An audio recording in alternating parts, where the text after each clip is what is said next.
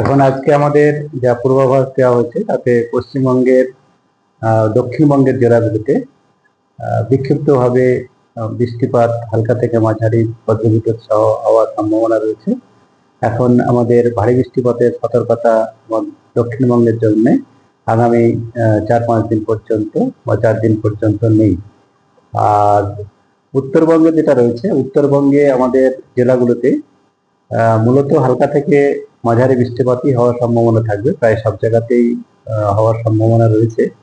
তবে এক দু জায়গায় ভারী বৃষ্টিপাত হতে পারে, তবে খুব বেশি পরিমাণে নয়, কেবল এক দু জায়গাতেই ভারী বৃষ্টিপাত হওয়ার সম্ভাবনা রয়েছে। যেমন আগামী 24 ঘন্টায় আমাদের জলপাইগুড়ি আর কালিম্পং জেলাতে এক দু জায়গায় হতে পারে। তারপরের দিন মানে আগামীকাল জলপাইগুড়ি, আলিপুরদুয়ার, দার্জিলিং এর মধ্যে, তারপরের দিন জলপাইগুড়ি, আলিপুরদুয়ার, কুচবিহার, এইভাবে উপরের 5টা জেলার মধ্যে এক দু জায়গায় করে ভারী বৃষ্টিপাত হতে পারে। তবে মূলত বেশিরভাগ ক্ষেত্রেই হালকা থেকে মাঝারি বৃষ্টিপাত হওয়ার সম্ভাবনা।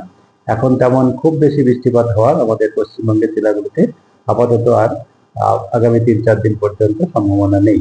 তবে গর্ভ মেঘ সঞ্চারে বজ্রপাত হতে পারে, তার জন্য বজ্রপাতের জন্য সতর্কতা অবলম্বন করা দরকার।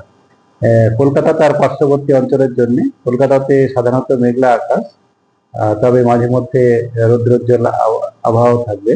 আর বিক্ষিপ্তভাবে কোথাও কোথাও হালকা বৃষ্টিপাত বজ্রগর্ভ মেঘ সঞ্চার হয়ে আগামী 24 ঘন্টায় হতে পারে। এই হচ্ছে এখনকার আমাদের পূর্বাভাস।